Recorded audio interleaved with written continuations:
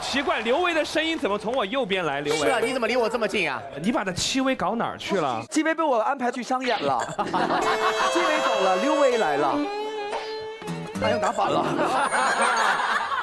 不好意思了，我今天贵为副局长啊，各位要好好努力了。为什么？你今天不比赛了？啊，我不参与了。你看不起我们对吧？确实看不起啊。刘维副局长说话，大家赶紧坐下，没必要站着。是，没什么必要。快坐，快坐。好。今天我要以刘副局长的身份命令彭昱畅特工起立打招呼。Hello， 火星的朋友们，大家好，我是彭昱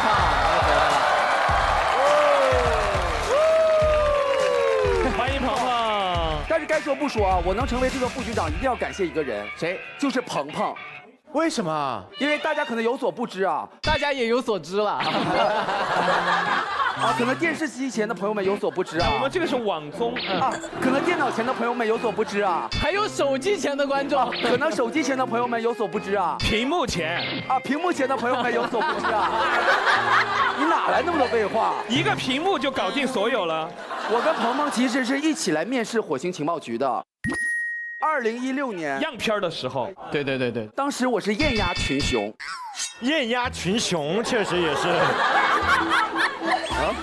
哎，不对，我当时就像鹏鹏的一部戏一样，一人之下，啊，一下子就把鹏鹏挤走了。所以这一次鹏鹏又来火星了，我一下子又副局长了。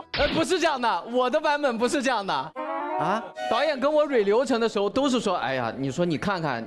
你走了这么久啊，就是还在事业上一直在努力，但是刘维哥呢，一直还是在高级特工原地踏步。第1季到第6季一直是高级特工。对，但是昨天听说我一来，马上连夜只手遮天。对他自己改台本，因为他昨天跟导演对台本的时候，我本人就在旁边，他真的威胁人家。是，我也在。他说：“你看，我一直在抛这个想当副局长的梗，如果真的没让我当一下，你觉得这个梗合不合适呢？导演？”天哪！为什么长沙的天今天这么黑？有人一手遮天啊，太可怕了！黑幕，黑幕，黑幕，黑幕，黑幕，黑幕，黑幕，黑幕，黑幕。这刚写的，能蹭下去？吐点口水，脱掉给他。你们今天要好好表现，好好努力啊！我都看着呢。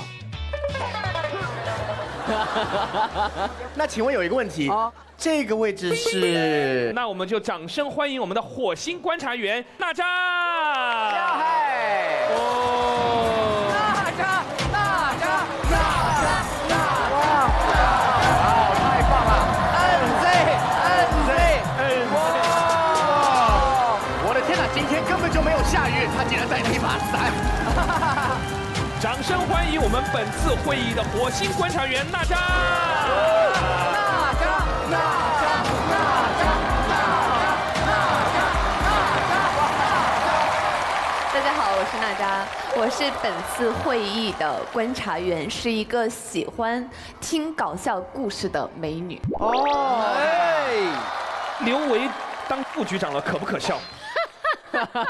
你终于升级了，为你高兴哦。你看看人家娜扎，哎呀，人好好哎。我跟娜扎真的关系非常好的。我跟娜扎其实是有组合名字的。哦，叫什么？维纳斯组合。刘维、娜扎、维纳斯，今天只要谁挡娜扎的路，我们就开撕。真的假的？真的。他刚刚自身难保，他还保护你。今天还有一件事情，就是可以看到我们的林超泽通过我们终极特工的一个晋升机制，做到了我们前面的位置。说一下，谢谢大家，我是新晋高级特工林超泽。耶！欢迎我们的终极特工李一珍。还是要欢迎我们今天的笑点记录员、女篮运动员，我们的大宝贝儿刘雨桐。给大家介绍一下你的评判标准。我们还是会从命中笑点、爆梗金句和完整故事3个维度来评价全场高级特工的笑点贡献值。我们会从最客观的角度选出本期最好笑的故事，以及讲出最好笑故事的人。大家加油！油加油！开始之前还是要提醒一下我们各位，如果想当王牌特工的话，就要做到自己的任务，达到自己的目的。通过我们的笑点记录员来记录你今天的笑点，如果笑点本期累积最多的话，就可以成为我们本期的王牌特工。就看各位的表现了。我宣布今天的会议正式开始。大家，为什么来的时候要带一把伞呢？今天外面也没有下雨的哦。因为我是一个很怕晒的人，我希望自己整天都是白白的那种。啊，那你没有觉得我已经白到发光吗？哇，你白到发光，白到不行。那请问你今天既然这么白，有没有信心展开今天的第一个提案？当然有信心了，我来就我来。哇，完全没踩上拍。哎呀，音效老师，音效老师，你要跟着他的腿，而不是他跟着你多难呐！有延迟，有延迟。这次真正的，谁都不要打扰我。各部门准备，我来就我来。开始。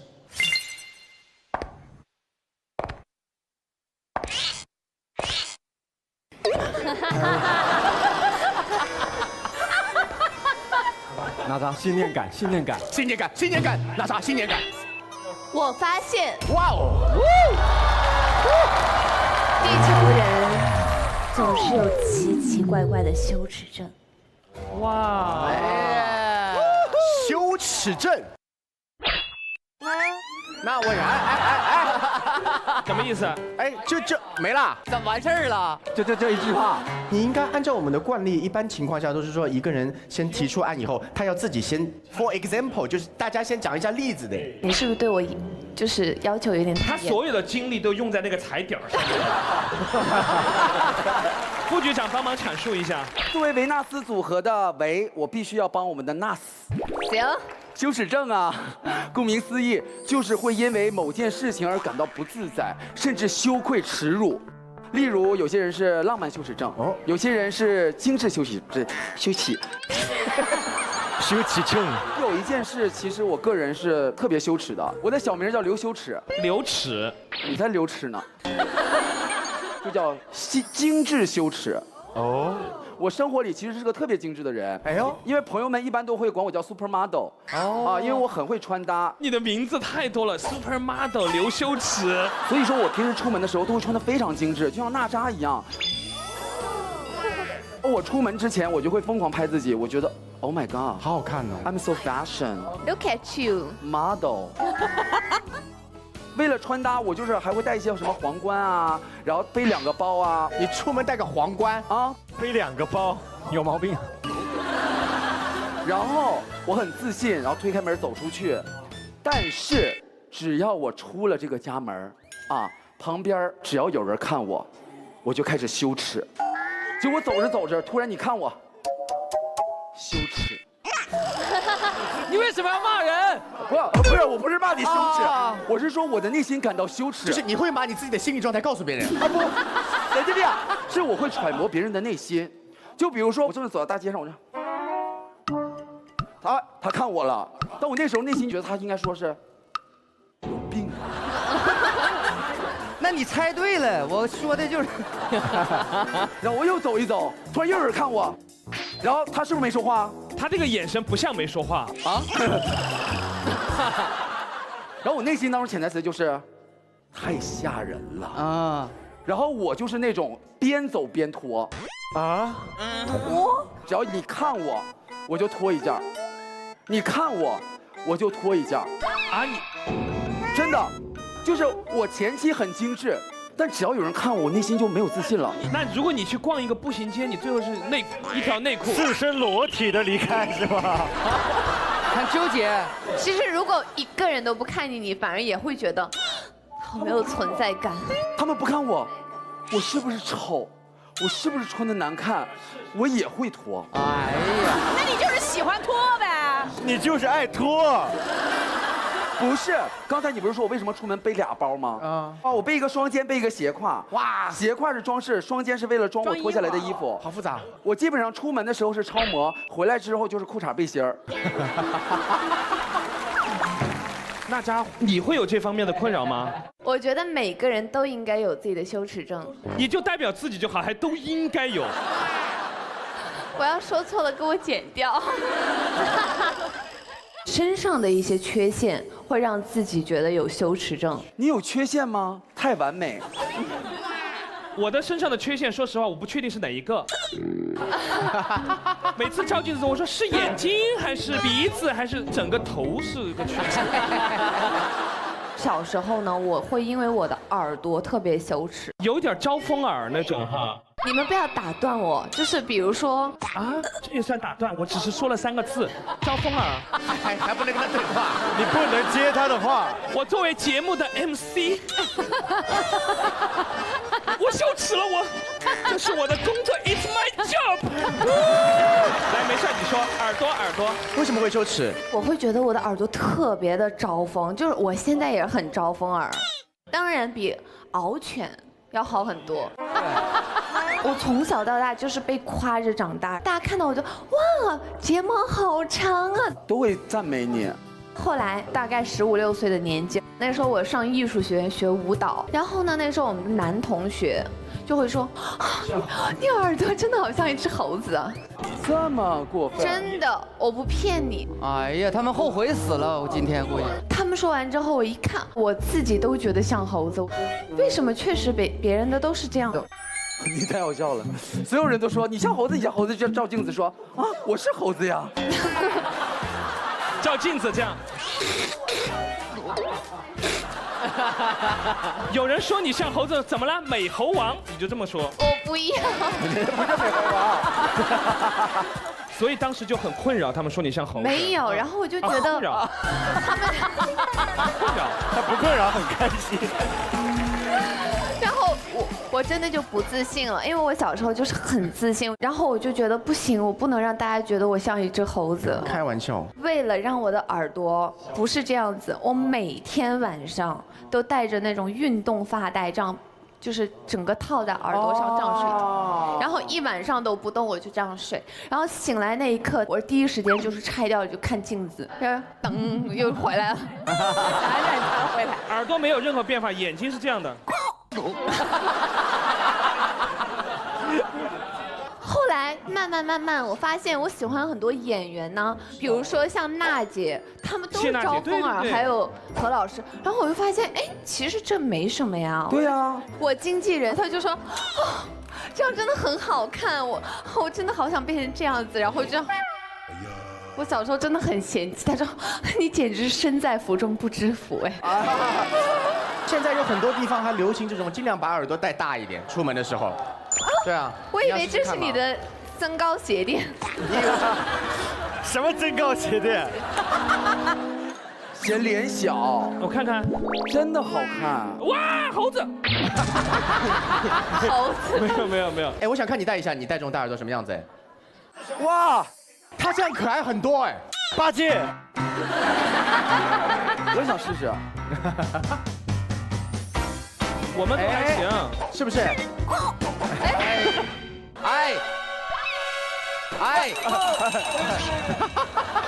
刘维这一系列是干什么？拆自己台。所以我就是想说呢，大家千万不要因为自己身上的一些小缺陷过度的焦虑，说不定呢有一天它可以成为当下的流行趋势。对，我就等着我这个脸流行起来。这有点难哦。这个娜扎属于招风耳的时代来了，我相信有一天属于我这个身高的时代也一定会到来。其实呢，刚才大家说的都是生活中的羞耻，是可以选择的，但有时候工作中的羞耻是没有办法逃避的。就像我有对视羞耻，因为有一天我在浴室里面洗澡，洗着洗着，我一回头看到镜子里的自己啊，我突然就感觉很怪，自己都不能对视，因为真的像猴。而且给我打个岔，就是昨天录节目的时候，我每个人都会看一眼嘛，然后看到獒犬的时候，他就是这种。你好怪啊！40岁了干嘛？我没有，我没有挑眉。然后袁琪就是这种。好像做什么亏心事的感觉。所以我真的就是跟自己在镜中对视之后，突然有一种羞耻感就种在了我的心里。然后从那一天之后，我就不会看人的眼睛了。这个也影响到我工作，就是我演出的时候，就比如底下有观众在挥手，我就其实看的都是额头。那所以他有刘海的，掀开。有刘海的话就我有毛病啊！他会生气啊？不会的。然后就经常看到有人发那种微博说，哇，张延琪今天跟我对视10几秒，哎，好酷。其实我都不知道他是谁，把这儿都给他看烂了。哎，鹏鹏可以教一下，因为演员经常演戏的时候，经常跟不同的演员对视，对吧？我跟你来演好不好？比如说你跟别人对视的时候，一般哪有这种情况的对视啊？走这么近啊？怎么没有啊？你的意思啊？你跟别人沟通的时候这么远的吗？就是这么远，这么远也。比如说我们俩见面了，他跟别人对视方法，嗨呀，你上，最近好久不见呢。哎呀，好久不见，再见，哎，兄弟，最近好不好？也没有那么远，但那么近的时候就一般都不会看了吧？啊，会啊。为什么？你们先示范吧，真是的。不是，就是很。我平时跟别人聊天喜欢这样的，哎呀，于畅，啊，来，哎呀，最近好久不见。对啊，什么东西啊？好吓人哦！最近好不好啊？挺好的。这样会不会尴尬？你觉得？你觉得不会尴尬？这个连我们都尴尬了。我教你一种我们又可以保持这种距离，但是我们又可以看到对方，又给别人尊重的方法，好不好？斜眼对视，好不好？好。3、2、1，走。哎，于畅。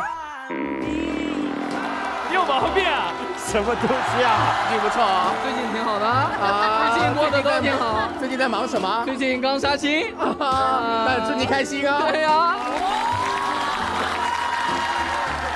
哎，还有一种方法啊，就是旋转对视，知道吗？对。哎呦，哎呦，于畅啊，好久没见你，很想你啊。哎，最近过得好。哎，哦，还可以再下。哎，再下。于畅，哎，那我们下次见了。哎，对，再见。你们在干嘛？我头好晕。哎，这可以解决你的问题吗？这样子。你跟娜扎再对视一下啊！哇！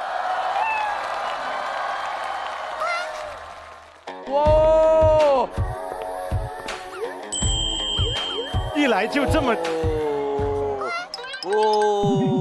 完了！我本来就不敢，现在更不敢了。大家，你一上来对着男生就是没有必要了。好，你们俩准备啊！你们一气呵成，先从距离近，好吧？或者你看着我的眼睛，你就想我真的很帅。很帅？什么意思？他就会自信。我觉得他不敢对视，是因为他不够自信。来吧，不要让你先那个，准备好，3、2、1，对视挑战。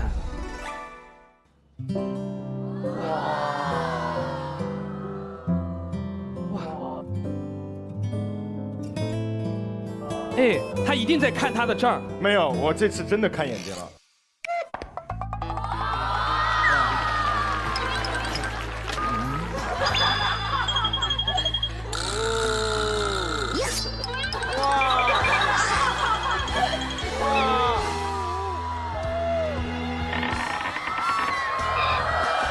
他心跳好快。好，克服了一些，有进步。什么继续啊？还有什么？来，转旋转，对。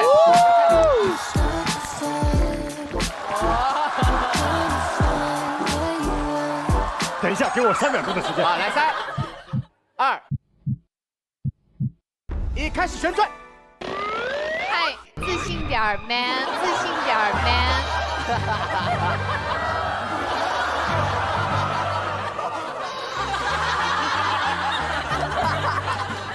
等一下，停，张延琪，你要打他呀，张延琪。二人转呢？救命呀！我打开了吗？我汗都流出来了。张艺兴不是你的位置。好的好的。哎，言情，那你谈恋爱怎么办呀？对，我刚也想这个问题。就是尽量的避免。啊？尽量避免谈恋爱，是尽量避免看别人，不是尽量避免看到眼睛。那你知道你女朋友长什么样吗？你在哪，宝贝？宝贝，我们去看电影吧。哪有啊？我只是不看眼睛，不是看不到人啊！什么情况啊？也是也是。问一下鹏鹏好了，因为鹏鹏在《一人之下》里面有挺与众不同的演出，对不对？对，还行。怎么做的？清场了还是说？没有，因为就喊人更多，都来拍了中场戏，人越多我越嗨。这禁自杀也是快失传的艺术，我们大家只是想近距离的观察一下而已啊。近距离观察，那就让你们看看眼。导演。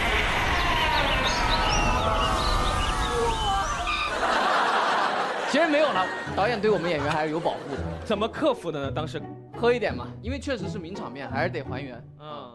想看这个名场面，可以在优酷看我们的《一人之下》。对。彭昱畅。好了。就我个人是有一个工作上的羞耻，就叫做数据羞耻。就我自己啊，发一些视频点赞量低，我没事儿，但是我很怕什么呢？我找人帮我一起合拍视频，应该1+1大于2的时候，然后结果一放上去，发现过了15分钟，点赞还是300多个，我的内心就开始羞耻，因为内心想的是自己合拍好歹要比平时再多一点点。对，因为好歹我也是艺人，出道这么多年了，然后我就想说怎么办？后来我就开始买流量，买抖加真的，我自己购买。哎，我给陈卓璇也买过不是，你怎么买了还那么点儿啊？完了，刘伟，买少了。不是，因为买这种流量是有技术的，我通常会先花100块钱试水，看能推波助澜到哪个位置。这么专业啊！我跟陈卓璇合拍那个视频我就买了，但是你的投资很小，只花了100。所以那个视频有多少点赞啊？我跟你讲，平常我的点赞量就是，真的要这样说吗？很羞辱哎。比如说平时是100，那条是多少？那条是10倍。你这不是羞耻，你这是羞辱了，有点。我确实买了，但是你们回去看那个视频，我是跳的是哈，就还是很活力的。陈卓璇。就是很敷衍你是吧？有没有找过自己的问题啊？还怪我？那这样，我们现场你们跳一下，我们看一下是谁的问题。好，真的假的？看吧，正好帮你打歌。好，来，3、2、1，当女团舞遇见藏起我。你不知道是我已经滑手了。来过，你怎么还不来？滑手，我都看不到你们跳舞。当女团舞遇到，我会长按，不感兴趣。以后不要再推送给我这种东西，减少类似推送，举报。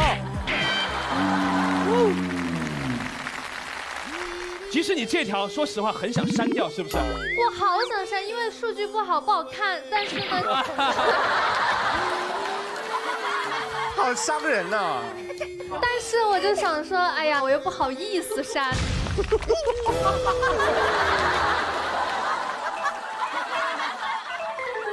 我非常理解卓璇，非常理解，因为我也是这种人。你也删，他也删过一条跟我合拍的视频。哎，那会不会真的是你的问题？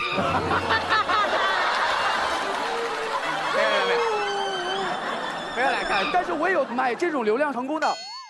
有一个朋友就是赞美我，他自己发的，就说刘伟有多好。然后当时我扫到了点赞280个。你给别人夸你的头钱啊？夸我的头钱，变态啊！因为我觉得让全世界看到刘伟有多好。不是，是因为我觉得如果打个比方，如果他夸薛之谦，那点赞肯定会很高；他夸杨迪，肯定点赞很高。哎，还好。然后结果他夸我点赞只有280，然后我那一刻我就觉得我羞耻。我觉得他虽然想为我好，但我为他好了吗？我没有。哎，有道理，有道理，有道理，有道理。我为他做什么了？你是善良的。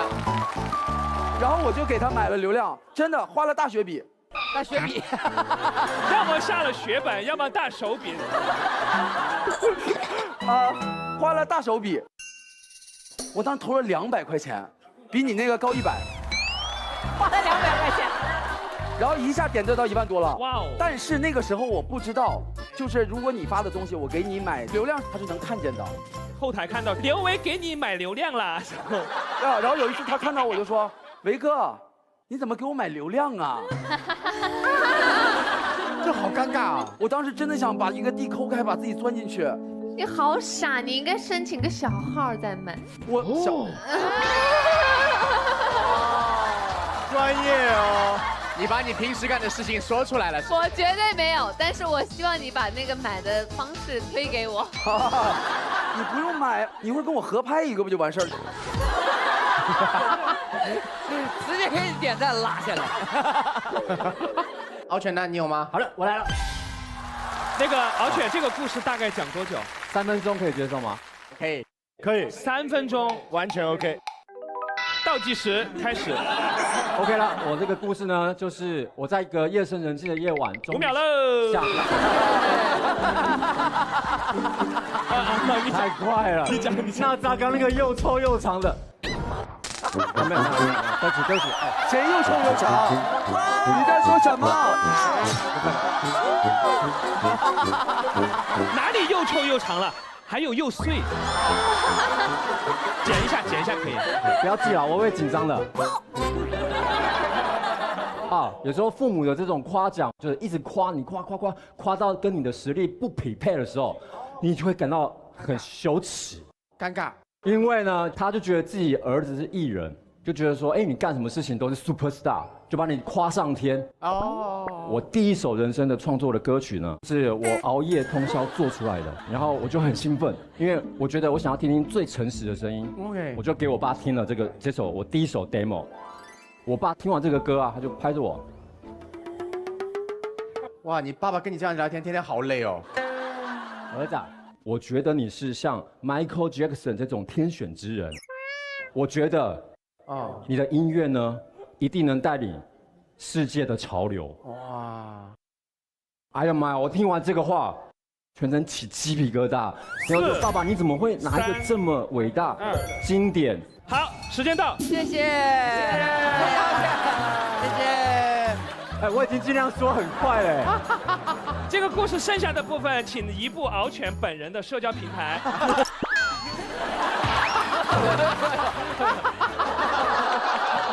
不要那个计时了啊！快完了。哎，他又臭又长。好，我要加快了。好，来，就怎么会拿一个这么伟大的歌手来说我呢？对呀。但是呢，就很刚巧，隔1年就 Michael 就离开了地球。我觉得完蛋了，这个地球的音乐潮流没有人带领了。轮到你了，我相信是我。哇 ，Oh my god， 想好多！天哪，好大的胆子！我就上网把我这个歌给发上去了。事实证明，我并没有带领音乐潮流。确实。下面的评论全部都说，这人脑子有问题。而且更羞耻的是，这个歌到现在我都删不掉。哎，现在能听吗？现场现在很羞耻，真的不要听，因为那个歌真的很烂。不行，你都说到这个了，听听看吧。来一个。如果你们想听，可不可以陪伴着我唱这首歌？好，可以。副歌很简单的，叫做老鼠、滑鼠，傻傻分不清楚。当然，这首歌还是个抄袭的歌哈。我没有，你们听完。这首歌是原创啊，是你抄袭蔡依林。你们听完再决定，好不好？行，你先唱嘛，你先唱。1点、2点、3点、4点，现在到底是几点？我好饿！1点、2点、3点、4点，现在到底是几点？我没睡，我就会把花束看成老鼠，花束，傻傻分不清楚，不清楚，老鼠，花束，傻傻分不清楚，清楚，不清楚。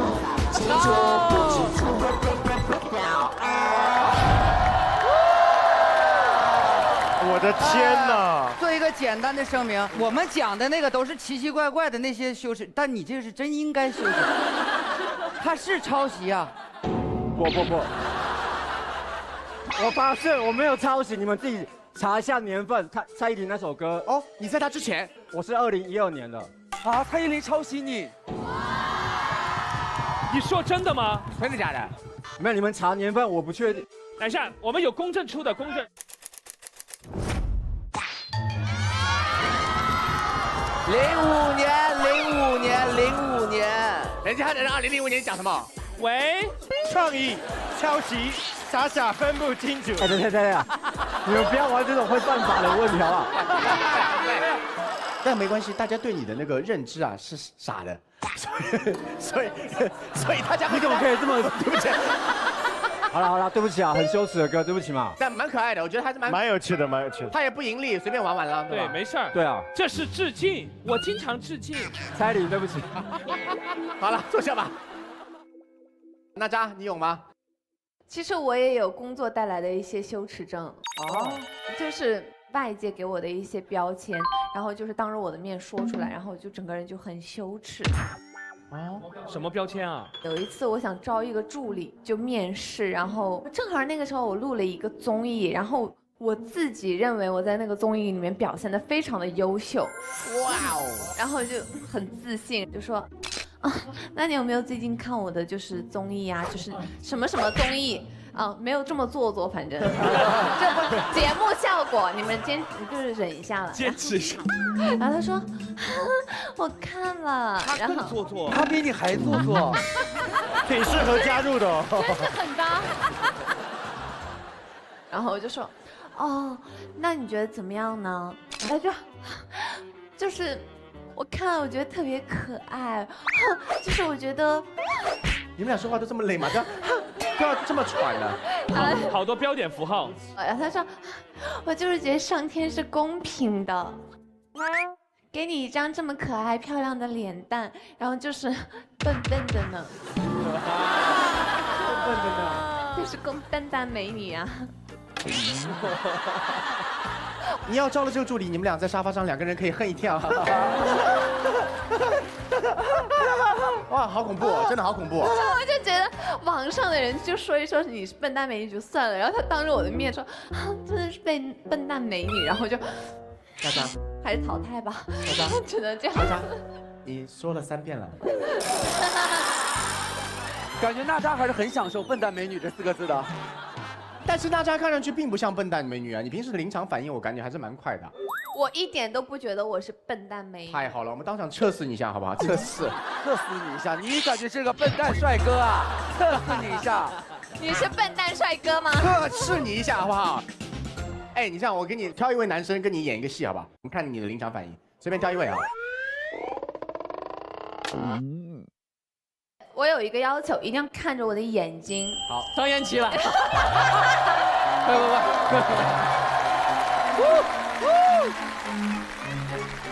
我反正什么都不用做嘛，对吧？我先给你们讲一下，边走边听这个剧情，你们要反应快哦。预备，开始。当笨蛋美女走在路上，突然遇到心仪的男生，2个选择：摔在他脚面上打招呼，还是想办法伸脚去绊倒他。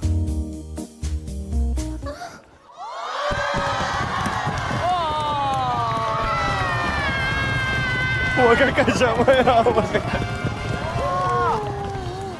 哇，他这个厉害，他直接就是扑倒在别人怀里。好，娜扎，可是这个问题你必须要给他一个理由，你是怎么了，你才会做出这个动作？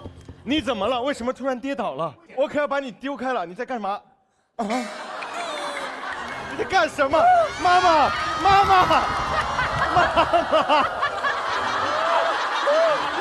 妈妈！闭嘴！好，听娜扎解释，为什么你这样倒下？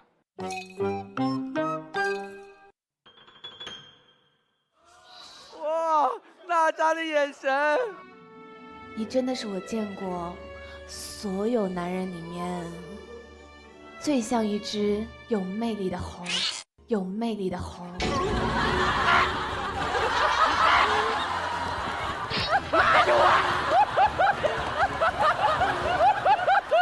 安老师，去也！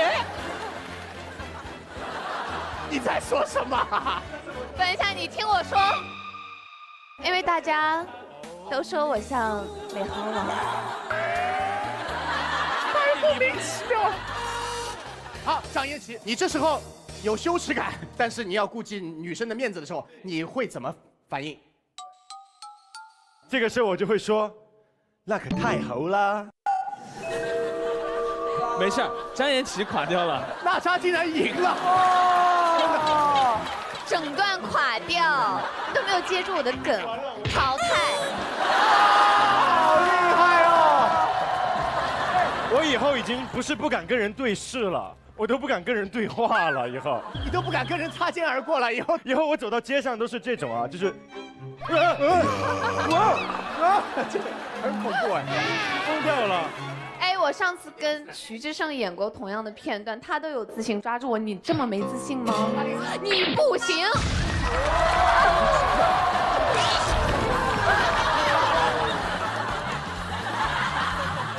你真的在马路上搭讪，如果让遇上男生，你是这样？我生活中应该都是对方可能会这样，我绝对不会。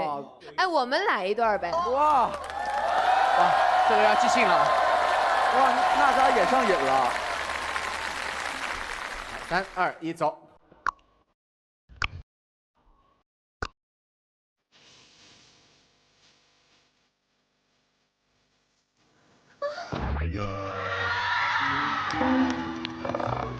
小姐，爱的那么认真，认真的雪，我是你的 big fans。big fans。哇，很高兴见到你哦。哎，小姐，怎么突然之间就在马路上昏倒了呢？给我一个理由，为什么？好，这个我输了。才2张就没有了。他真的莫名其妙，莫名其妙了。我竟然也有输的时候，觉得。哎，维维啊，咱来一段，你是娜扎那个角色，倒在我怀里。好，我看到娜扎啊。2个人在路上相遇，女生非常的想搭讪这位男生，因为他实在是他见过最矮的男生，太感兴趣了。这个时候他会用什么方法跟他相遇呢？请注意。我不配，我不配，我不配，我不配，你过分了，我不配拥有你，我不配拥有你，你个小矮人，我配不上你，你个小矮人，你过分了，哎 ，sorry， 完全不接哈，你怪不得让我跟你演，你想让我摔死，然后你还当不敌长是不是？好阴险啊！我 sorry， 我小的时候就这么坏，对不起，矮坏的，就是我精神，对不起，哎呀妈，太坏了。除了娜扎这个笨蛋美女之外，大家有没有身上哪个标签你们每次听到以后觉得有点羞耻的感觉？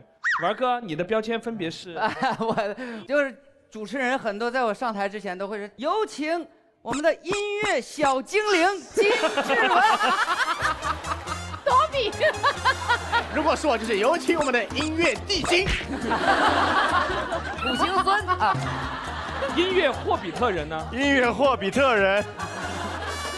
我觉得精灵就精灵罢了，就是你还加个小。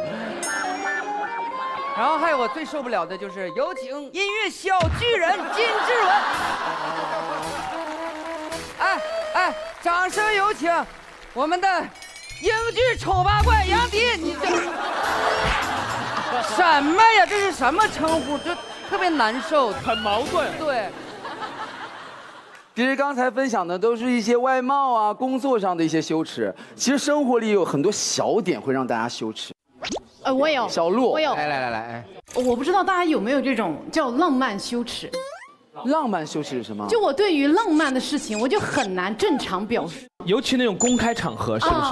对。比如说今年年初的时候，我男朋友跟我求婚哈。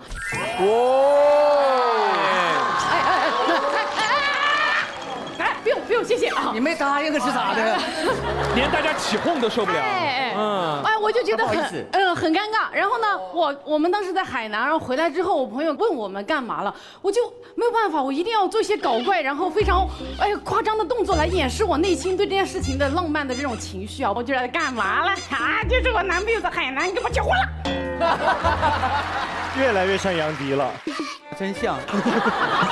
你尝试一下平铺直述的把这个事件讲出来。我男朋友在海南的海边，当时单膝下跪，你说得出来吗？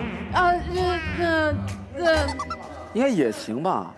没有，就是我就会觉得很，就是没有办法跟朋友直接表述这件事情。所有跟爱情相关的甜蜜，我都觉得很尴尬。那甜蜜的称呼也不行。也不行。就是比如说我的，你看我现在就开始尴尬了。你不知道怎么称呼他，你说我的。对，年初求的婚，其实我俩现在已经结婚了。应该叫老公了。哎呀，但是我叫不出来。老公，我觉得这个词就是什么东西啊？我感觉“老公”这个词，他就没有办法直接叫，不能直接叫。官方叫法都是“老公”，太长了吧？他后面一定有一条那个尾巴，我就觉得我完全接受不了，所以我叫不出来。哦，就是我不仅叫老公叫不出来，就是情话里面的浪漫，我也觉得很羞耻。就比如说。他说什么，我就一定迅速在脑子里会迅速的反应接梗，来稀释这件事情的浪漫性。情话还要接梗？对，真的好杨迪哦。比如说他跟我表白的时候说：“哎，小鹿，我不能想象我的世界里没有你。”我当时就想啊，那说明你的想象力真的很匮乏。我就脑子里一直在想些乱七八糟的。还有一个羞耻就是我很难叫别人的名字单字。哎，这个是有点恶心，为什么？比如说别人问你啊，哎，兄弟你怎么称呼，对吧？我叫我谦。就好像是不舒服的。那如果叫娜扎呢？扎好，我是扎。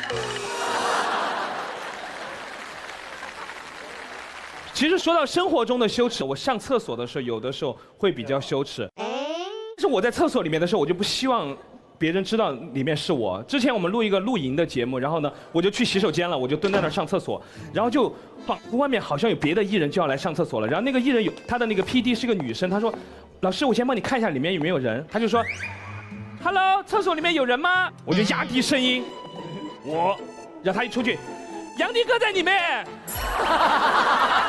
我到今天我都很费解，我声音压成那样。那个艺人就是我，就是张延期本人。但是我真的我都没听出来是迪哥。而且今天还很尴尬，因为彭昱畅到我房间来刚来一会儿，我就去洗手间了，然后他就走了。回来的时候，其实我中间已经出来过了，我肚子又不舒服，我又进去。我进去以后，他又来了，感觉我没有出来过。中间已经过了很长时间了，我还在门口问我说：“迪哥，快点！我说下面都要开始了。”而且杨迪每次录影之前都会上厕所，只要在休息间找不到他，我一定去厕所逮他，因为我要一身轻松。但他今天上2趟哦，真的建议你去做一下肠胃镜啊。不是你是不是做过肠胃镜啊？对，我人生最羞耻的时刻就是有的时候大家录节目就大家一起嘛，糗事大家都知道嘛。但是最可怕的是去公众场合，然后社死的时候。我第一次是因为割阑尾。然后我那天凌晨在北京电影节，然后很痛，然后在北京电影节割阑尾。接下来有请彭昱畅主持人过来。我在那里很痛，我在这边这样走，我后面这样走回去。对，然后后面很痛，连夜送到医院去了。人家跟我说阑尾必须得割了，我说我不割行不行？他说你必须得割，你这个弄了就穿孔很危险。然后我以为这是小手术嘛。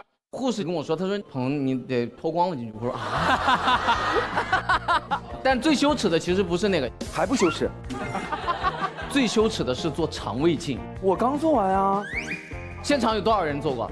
我啊。你看这么多人没做过，他们还不知道具体情况。你做过是吧？我做的还是局麻的。哦，躺好。躺好啊，直接。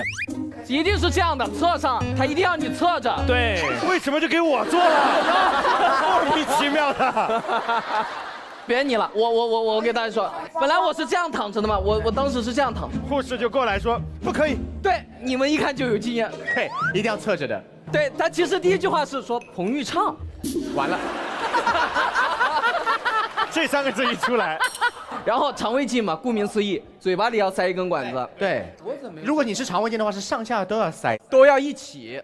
然后那天我就特别尴尬，因为里面不只有我一个人啊，同时啥？还有很多同时体检的朋友，就好多人一排全都这样。对，一排侧躺，一排都在那侧躺。哦，我知道他那款了。你这个是连检，就是大家排成一排，从下面一个穿过去以后再穿到前面。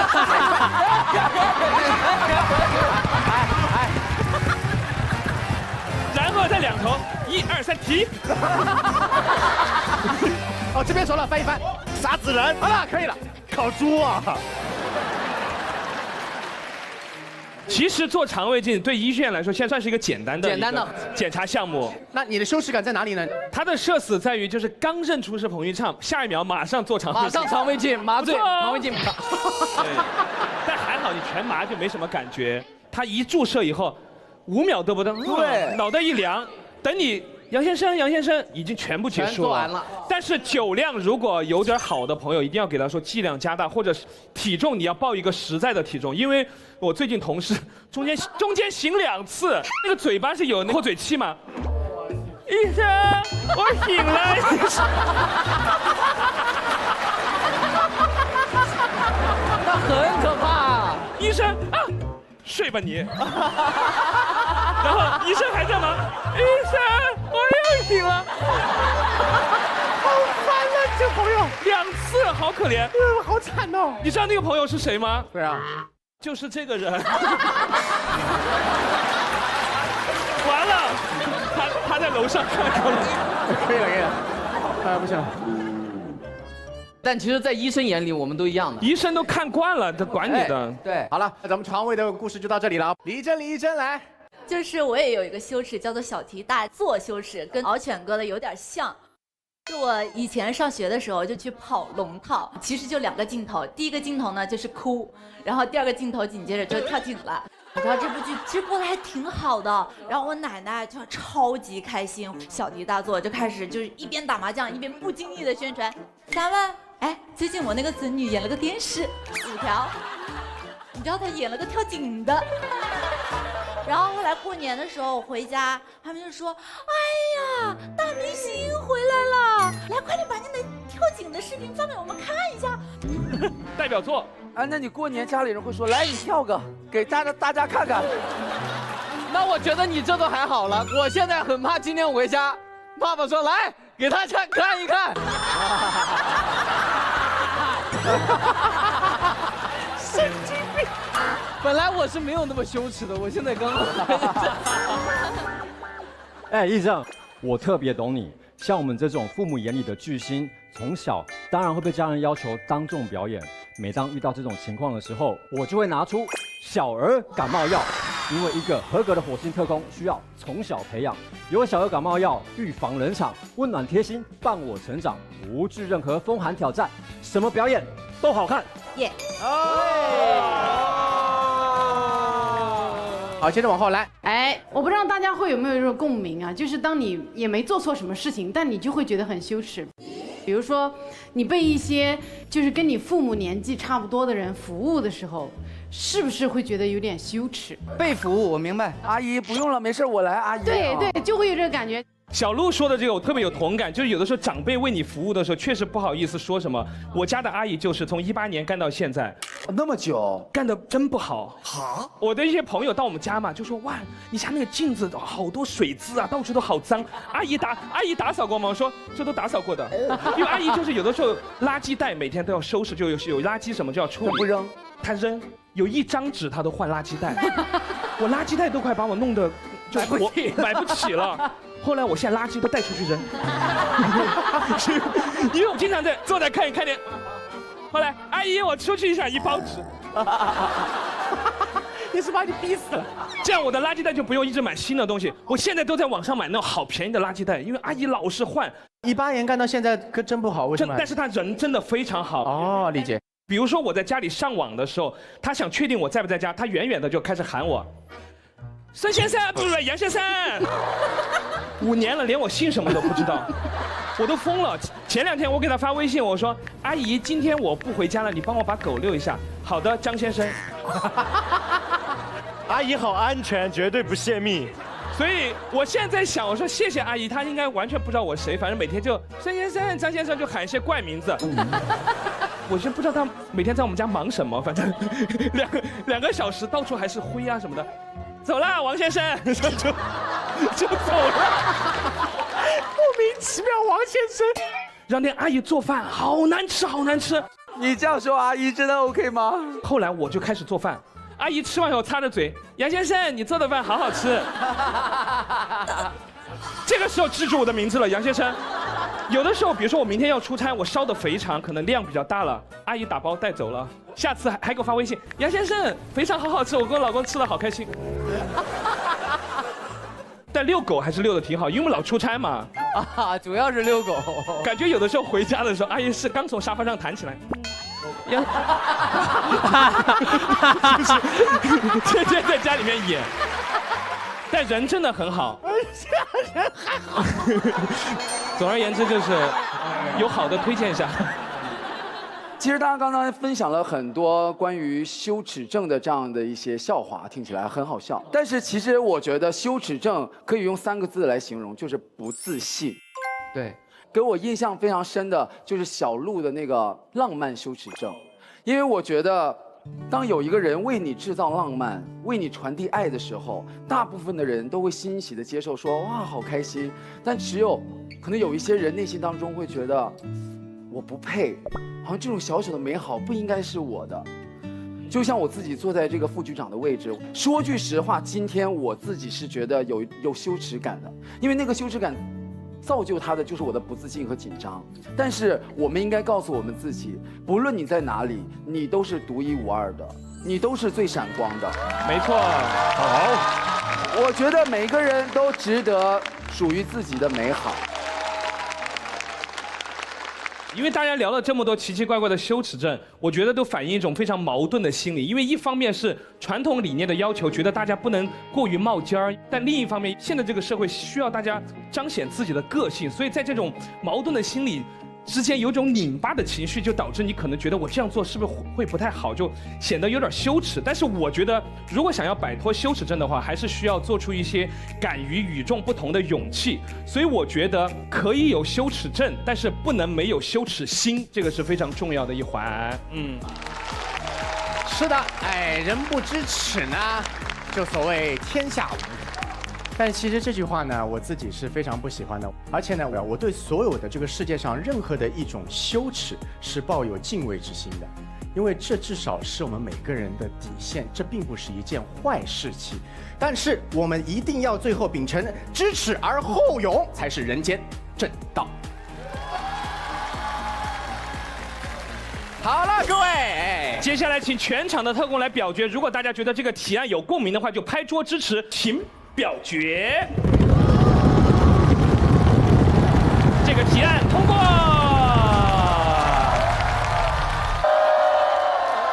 那我们已经几期会议了，但是呢，好像没有听到我们杨迪副局长有过提案了。不是想的多给大家一点机会吗？我以前当高级特工的时候，只要我提案，我那期必王牌特工真的是，我提案提的真的是非常好。我发现，地球人的爱恨就在一瞬间，爱恨就在一瞬间。举杯好。用现在非常的流行的词儿来说，就是上头和下头都发生的非常突然。因为现在的社会节奏呢非常的快，所以我们可能没有那么多的时间和精力去了解一个刚认识的人，所以对这个人的印象往往就在第一面的时候说，哎，这个人不错，我挺喜欢他的。突然一个事儿，哇，垃圾，就马上上头。有这么反转吗？就一切转换都特别之快。像我自己就有一件，我对一个女生就是上头下头都很快的一件事情。来，你说说看。有一次，很多艺人我们在一块儿聚会的时候，当时来了个艺人，他就带了一个他新认识的女朋友。说句实在话，那个女生一进来，没有一个人不夸她好看，真的非常非常漂亮。哦，你娜扎呢？差不多一模一样的好看，真的不开玩笑。好，娜扎第一，那个女生都第二。你得罪我了，你不行。哇塞！行，带来的那个就是娜扎。我们日常的聚会我都玩的是你画我猜，太无聊了。然后那个艺人就跟他女朋友一组，他们就开始玩，哇，那一刻我真下头了。咋了？为什么？出来了一个词条了嘛，鳄鱼。那男生就开始给他女朋友比划，两个字，一种动物啊，水里面的，很凶猛，很凶猛，很凶猛，沼泽里面生活，形容他的眼泪，什么的眼泪，什么动物的眼泪，我觉得很明显了啊，很好啊，就是形容一个人很冷血，他很冷血，他的眼泪都是假的，这种动物是什么？我刚刚给你买的包，鳄鱼。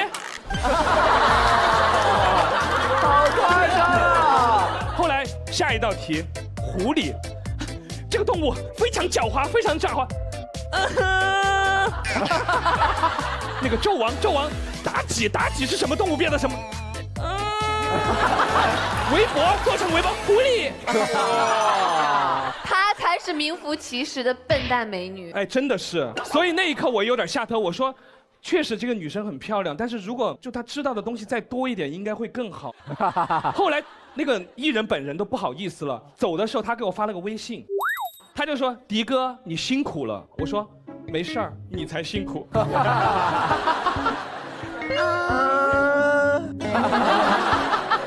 鳄鱼怎么攻击人？哎，那包好不好用？好用啊，但我没有。那问一下大家有没有类似的这种事情？我讲述一个故事。哎，因为我私底下是一个特别想当一个年轻人的人。那你看着就很年轻啊！啊，你看娜扎说实话了，你本身就是个年轻人，我们自信一点。什么叫想当年轻人？因为我身边的朋友都是98年、99年的啊，因为我特别不喜欢晚辈特别尊敬我啊，我说白了就是很喜欢年轻人冒犯我。哇，维哥你。就我喜欢他们，就是维维，哎，维维，小维子，啊，那这不是冒犯了，这叫侮辱。就是维维，哎，出来吗？然后我说，哎，我不出来。然后他就会说，你必须出来，你凭什么不出来？就我喜欢别人威逼利诱我，一听到这种话，我说，他真的把我当成年轻人，完全不尊重我。你有这种倾向啊？然后我就会跟他特别好。然后我就有一个好朋友对我非常不礼貌，叫黄新纯啊。比如说那个长辈喝酒时候那种，维哥敬你一杯酒哈，他从来不会。他说维哥喝，吹一瓶，就是命令我，让我觉得很开心，很喜欢。然后有一年黄新纯过生日，然后他就是3杯5杯下了肚，然后就有点醉了。醉了之后，然后黄新纯就搂着我的肩膀，就特别真诚，然后就跟我说：“维维，真的是我非常好的朋友，你就是我在北京最好的忘年交。”哇，到这种程度了，黄新纯也没有那么小吧？忘年交，他是不是不知道这个的意思啊？忘年交字面意思也懂吧？应该也懂吧？对呀，我当时那个酒差点没喷出来，管我叫忘年交，我真的生气了。但我这个人不太记仇，过后5分钟我就离开了现场。这还不记仇？他生日，因为他生日12点吹完蜡烛，他已经是这样了。然后他又说我是忘年交，我觉得我也该走了，我觉得他在轰我。马上下楼打车回养老院。你好狠哦！我有一个工作上很下头的事情，就以前刚来北京做实习律师的时候，当时我们所有个主任啊50出头，然后呢，他特别喜欢标榜他跟年轻人打成一片。怎么有点耳熟呢？忘年交啊！哎，是，可不是咋的。就有一天我们下班的时候，这个主任就说：“哎，你们几个实习律师留下来，提一提对我们这个所的意见，以及对我个人的意见。哎，我们要共同成长，我们是一个大家庭。然后我们呢也是稍微知道这种事情肯定不可能好好说，然后我们就开始提一些不痛不痒的，什么打印纸这个卡纸啊，报销速度不快啊，什么这些。后来我们主任就说不行不行，你们这些啊明显都是在敷衍我啊，这样。”你们要说一些那种真正的问题，谁说的好，我直接发奖金。哇，一下子就有勇士站出来了，就说啊，那主任是这样的，我觉得您呢现在业务有些生疏了，比如说有些时候有些案子，其实你也没有什么了解，直接就给我们做一些指导，其实对我们造成了挺大的困扰。要么就不说，要么巨真实哈。哇！然后我们当时想，哇，这能说吗？哇，太夸张了吧！这时候主任说，你看他就说的很好嘛。奖励500块钱，哇！我们当时都被刺激到了，觉得这不是发财的机会到了吗？对，大家就开始说一些特别真诚的意见，比如说有说主任觉得你很虚荣，你经常在这个办公室里吹嘘你跟哪个法学家关系好啊，你又去哪个大佬家做客了呀？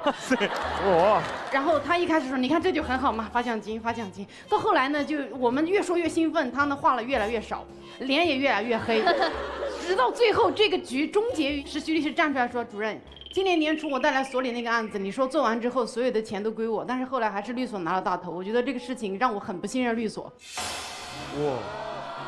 这时候主任就说：“说完了吗？都说完了是吧？是这样啊，我也50多的人了，你们说的这些呢，我改不了了。莫谈莫衰。”你们调整自己，适应我吧。散会。应该走出去。哎，那个刚刚每个人发的钱，那个收回来一下。真是，后来大概2周内吧，那2个发言最踊跃的实习律师都走了啊。他们在这个所里挣到最多的钱，就是当天的奖金啊。所以对，这就是我印象非常深刻的一个爱恨一瞬间的故事。小乐，我觉得你这个前领导如果想跟同事打成一片的话，其实有一个更明智的选择，他就挑个周5的下午，大家最难熬的那个时候，带着他们去华莱士来上一波全鸡配汉堡，然后早早的下班，你都不敢想这个星期5得有多快乐。华莱士吃好，员工都夸老板好，保证下周上班能量满满。好哦。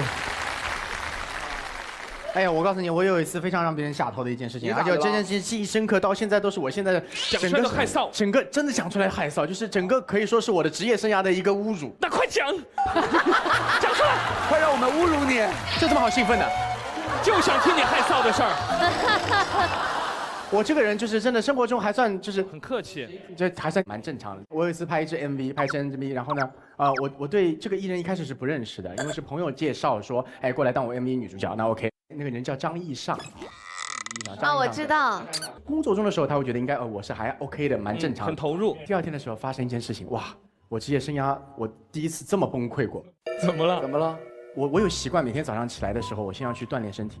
那个酒店的楼上是健身房，我就上去了，哇，健身满头大汗，浑身都是湿的，汗淋漓，哇，就弄非常湿的那种。全部弄完以后要下来，然后我安了我的楼层嘛。我这个人比较在酒店很低调，戴个帽子，然后或者是戴个那种头带。门铃灯中间一开的时候呢，我会觉得头低下来，我在不是很想让大家认出来，就看到隐隐约约听到2个人在聊，哎呀，突然门一开看到以后就不聊天了。我就可能认出了，我就楼层到往我房间走。我房间那个是个死角，就是一般人不会有来，就是一间房间了。我就赶紧过去以后，然后我当时就在想，对我先进去刷卡房门，刷卡房门，怎么因为只有这间房间，刷怎么有点刷不开？这时候我就听到那边没有声音的地方突然隐约的脚步声过来了，嘎哒嘎哒嘎哒嘎哒，我就哎呀，在走廊上还是走廊上啊？走廊上。然后我想千万不要让别人知道我住在哪里啊，要不然的话晚上会有人打扰我，睡不好觉，我就想很多。滋都打不开嘛，然后我就敲门，咚敲门，脚步声越来越近，就是各种嘎哒嘎哒嘎哒越来越近，我就开始慌了，说哎呀完了，因为我一直这样嘎哒嘎哒，我没看他，他突然在我门口停下了，完了，我就转过头一看，我当时愣在那里，我想。一个人拿了个大箱子，然后他看着我，一个男的也这样看着我愣了。男的拿着行李箱，我也看他愣，我说等一下，这个人我好眼熟啊，好眼熟。我想想，哇，脑子里瞬间过去在翻，这是哪个人？咵翻到了，这个人是张艺尚的化妆师啊，他怎么在这儿来了？我再赶紧看一下这个门牌号码，不是1702，是1802。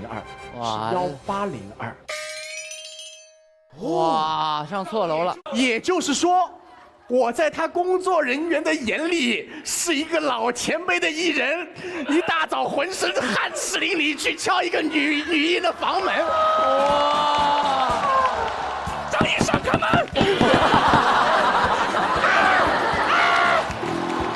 你懂那种羞耻感吗？而且我全身都是汗，然后喘着粗气。其实张艺尚那个时候已经在房间里面，在门后面。我还敲门了，当。我当时也懵了，我说一句什么知道吗？叫他早点起来了。这话更过分吧？好尴尬，这种尴尬你真的要疯了。对，说不清楚。第二天我早上醒来的时候，我一开我的房门，我的发带挂在了房门口。也就是说，我那天太紧张了以后，我跑了以后，我把我发带啪掉在地上还。他化妆师把我的发带捡到了，还交给他。他说：“薛老师早上来敲你的。”啊！哇！然后也就是说，他也默默的把那根发带没有敲门放在了我房门口。哇，这个事情对我来说，我一定在他心目中是一个变态。谢谢。原谅我，以上，我不是故意的，我没那个意思。我说实话，我现在没有人家微信，我都没解释。那我今晚帮你问问，我认识他。你帮我解释一下。结果一解释，不想听到这个名字，我不想听。下不下头？你说？薛之谦，你更下头。我就是他对我下头嘛。你听我讲，我这是你的故事死角吗？你讲故事看过我一眼吗？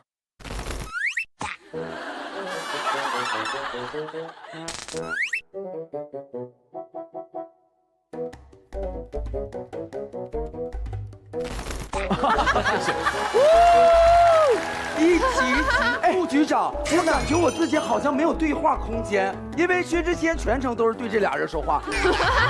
因为我们给的反馈好啊，怪不得戚薇走了。你跟我说，我不习惯你，戚薇我看他的，你我就不想看了，不知道呀。哦，哎呀。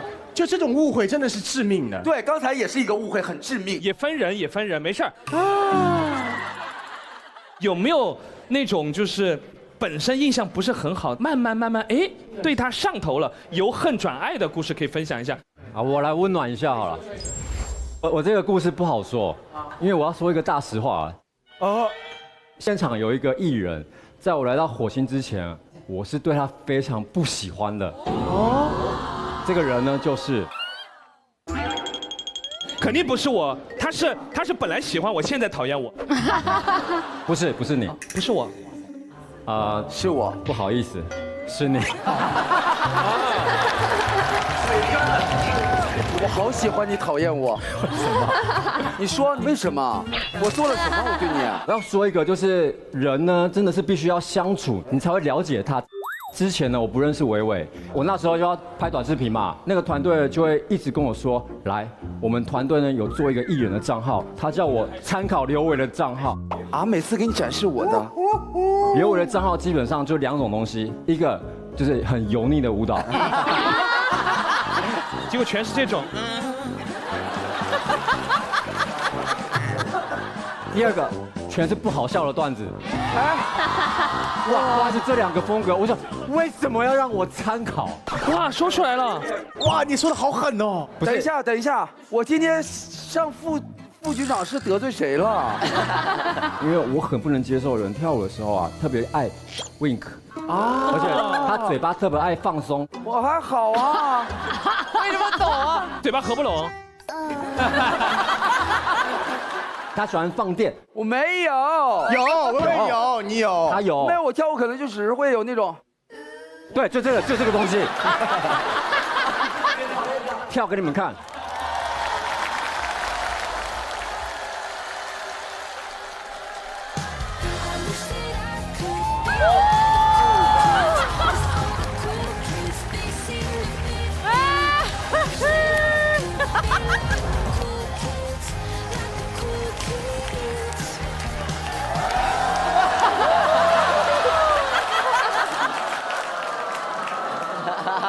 刘伟，你跳一下类似的。来，那 DJ 加了比刘伟版。 3、2、1，释放你自己，开始。真实的刘伟，嘴巴放松。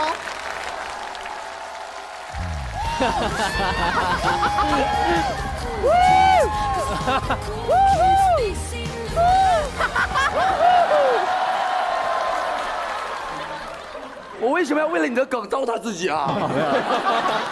我觉得人都会有年轻过。我知道，我了解你的，但是我那时候不了解，为什么要我参考这个呢？我要怎么拍呢？好，时间到，不用解释了。好像可以在3分钟段。没事，秒秒烂，继续讲。什么时候可以转到对我上头？我现在已经对下头听了很久了。对你上头的时间，我们某一次录完火星，然后杨迪都会请我们吃饭嘛，到他房间。哦，是吗？哦，那我现在对迪哥下头了。怎么说呢？他没请过你啊？迪哥没请过我吃饭，他也没请过我。哎呀，你也没请过我吃饭。下头，下头，下头，下头，下头，下头。我这里面对你们做的都是各种糗事。把扇子拿下来看一下。等一下，不要打扰他，因为他马上要对我上头了。帮你们缓解一下，缓解一下。他眼睛有泪水，你很在意的吗？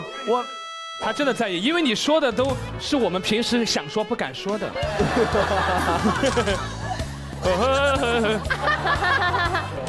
好了，就在我们那个聚会的时候，那时候刘维刚好要去追光吧哥哥吧。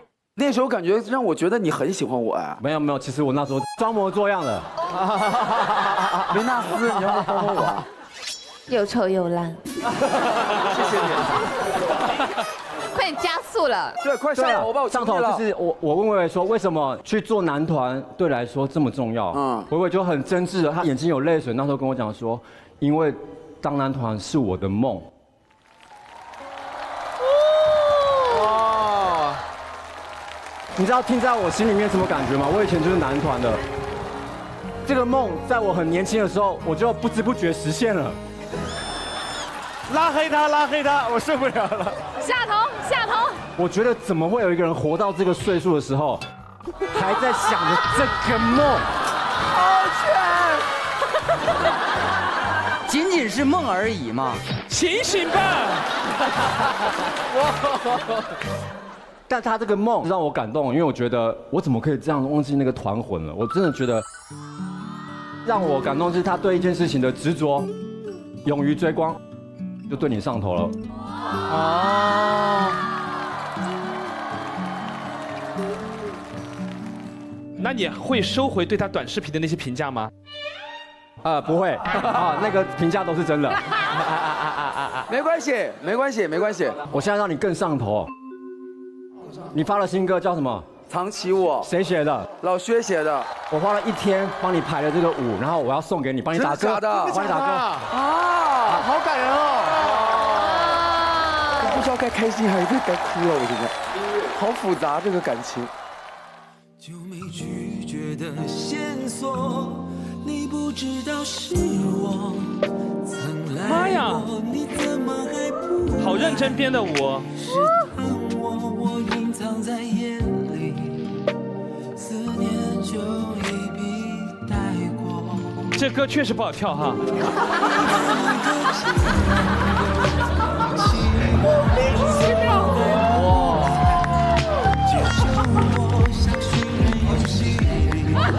哇！没下落。藏起我，特别好。全。哇，你整个编舞跟这个歌一点关系没有啊！而且你拿了一个最显眼的床单把自己藏起来了，会被发现。谢谢。好了，我爱你。谢谢，没事，没关系。谢谢敖犬。但是今天确实你给了我一个惊吓，又给了我一个惊喜。但是听说今天晚上还有一个惊喜，是鹏鹏吧？在我更小的时候，我是看他们棒棒糖跟那个黑糖群侠，小时候我都会你们整张专辑的歌。唱情歌唱什么？各路高手争锋。对，哇，感人吧？哇，包括苦茶，来我唱给你听吧。我真的假的，彭于晏？彭于晏。下头，他刚叫我彭于晏。你叫他彭于晏。我告诉你，这个人有可能也不喜欢你。没有，我喜欢他，小心一点。我喜欢他。唱吧，苦茶。我坐着唱吧，坐着唱。为什么站起来？站着吧。这么好的机会跟偶像合作，我这个有这个羞耻症。哦，没办法站中间的羞耻症。对，我没有办法站中间。你站偏一点没关系。克服一下。我陪你嘛，我陪你嘛，我们都陪着你，鹏鹏。哎呀，谢谢。给鹏鹏一点掌声。变得给我惊喜了，怎么？我陪着你。哎，音乐下了啊！好，我自己啊！好，3、2、1，闪！哎，这个太惊喜了吧！哦，紧张死！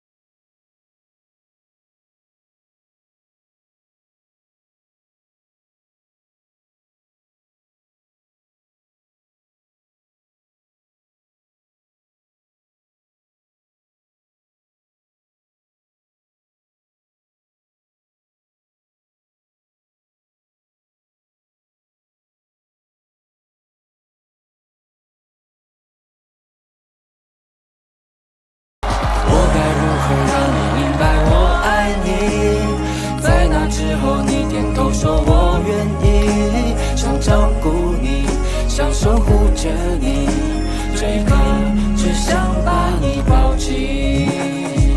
哇！谢谢你。鹏鹏跟成龙大哥也合作过哈，有得到过龙皮吗？没有。你可以跟他交换了。你说，哎，你给我看龙皮，我给你一块燕皮。哪来的燕皮啊？燕皮是谁啊？畅儿皮。对不起，我也把你想成彭于晏了。他叫彭昱畅。下头。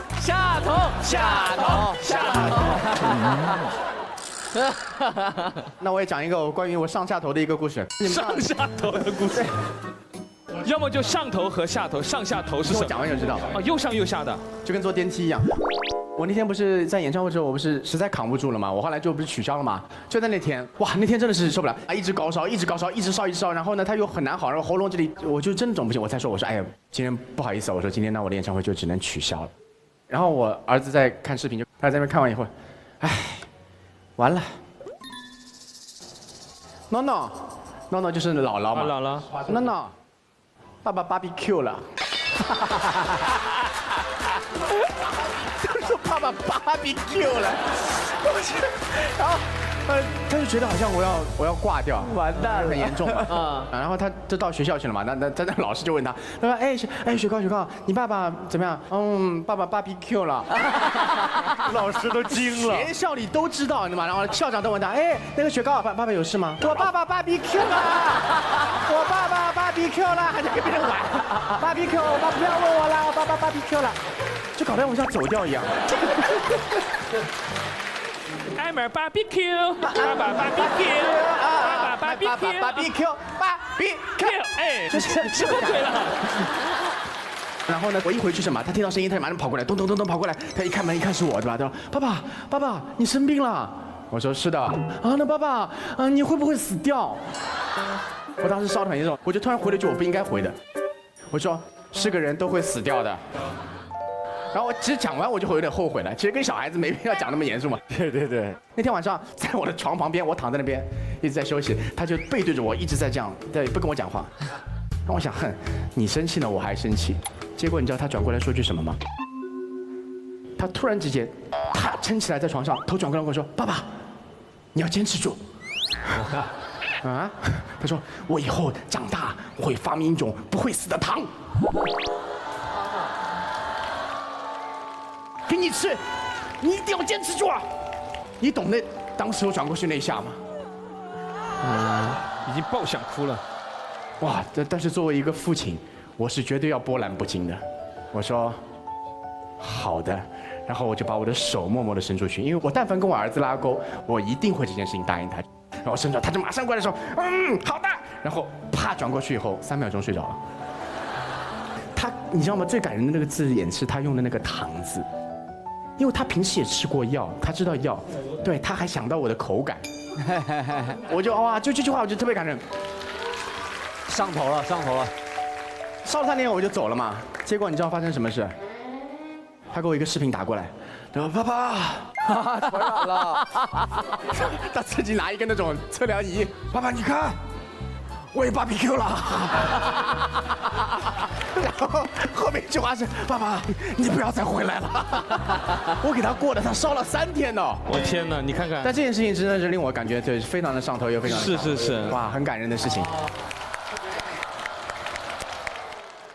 其实我之前在网上看到过一个故事，网友的一个同学，他从小地方到大城市来上学，然后为人也比较内向嘛，所以班上一般组织什么活动的时候，就问到这个同学，那个同学基本上都不参与，永远都是一句话，我没什么兴趣。久而久之，大家会觉得，哎，这个人好像有点太冷漠了，就觉得有点下头。直到有一天放假，这个网友他自己去吃华莱士的时候，突然看到这个同学也进来了，带着他的爸爸妈妈、弟弟妹妹一家人在这个地方吃华莱士啊，他们在一起津津有味地吃着我们华莱士的全鸡汉堡，一家人有说有笑的。这个时候，这位网友才突然意识到，这个同学平时可能不参加这些班级的活动，因为他其实把零花钱攒下来，想着爸爸妈妈从那个小地方来这儿看他的时候，把最好的东西分享给家人。后来这个网友对这个同学的印象就改观了，因为他觉得把家人放在第一位，肯定不是一个冷漠的人。之前那个冷漠的印象也扩散掉了。哎，他不仅仅是网友们一些故事的分享，更多的是华莱士记录了非常多普通家庭幸福的点点滴滴。所以我们要谢谢华莱士。好牛！好牛啊！哇，你说的好感人哦。首尔姐，你觉得上头下头这个提案怎么样？因为今天呢，我们是聊印象，其实不管是普通人还是朋友，我觉得可以给我们2点启发。第一就是我们不要从别人的嘴里去认识别人。其实每个人他的身上都有闪光点，无非看你放大哪一面。那第二就是也不要担心活成别人嘴里的自己，因为没有人会活成那个样子。有时候你会发现啊，喜欢的人偶尔不妥，而讨厌的人却突然可爱。所以，当我们学会去理解别人缺口之后的无奈，也不再奢望人见人爱，我们就离真实的自己和别人又近了一步。谢谢。我觉得上头下头啊，无非呢就是爱恨。所以呢，今天呢你讨厌谁，明天你讨厌谁，这件事情都是你的主观意识。桃花开在你的主观意识里才是最美的。所以呢，各位，我希望这个世界上呢，我都可以不在乎，可偏偏躲不开你。还是爱吧，同学们，我们让世界少一点恨，因为我们的心愿是世界和平。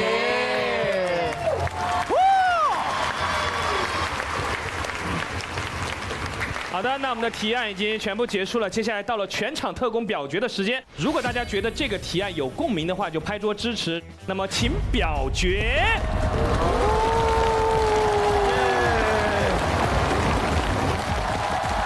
好的，这个提案通过。接下来进入我们今天的王牌特工评选时间。问一下鹏鹏啊，你觉得你自己有没有可能拿到今天王牌特工？应该没有什么可能。哦，这么没信心？对对对，也确实不可能。下头下。鹏鹏太冷，最有煽动性的一个人，只要稍微接不下去，下头就用这招来。那接下来我们就要宣布一下本场的高级特工笑点记录。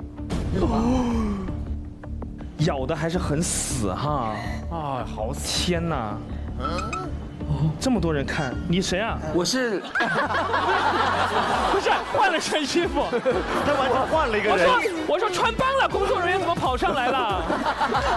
帽子、衣服，吓我一跳。就由你来宣布好不好？你说入围笑点前3名的有，入围前3名的有，第1名。不是这么念，那你这有什么悬？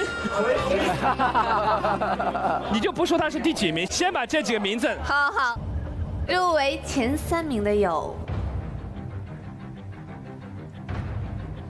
2个是3个字，有1个是2个字。不重要，不重要，因为他们不是2个字就是3个字，易烊千玺没来。而且你古力娜扎也在这上面站着，就让你念这个东西就这么累。我怎么念啊？你得念出这3个人的名字就行。好，就不要按顺序念。入围前3名的有男版美猴王，来，音乐小精灵，还有1个是又臭又长的。就你啊，不用叫名字啊！现在请告诉大家最后的王牌特工是，他是。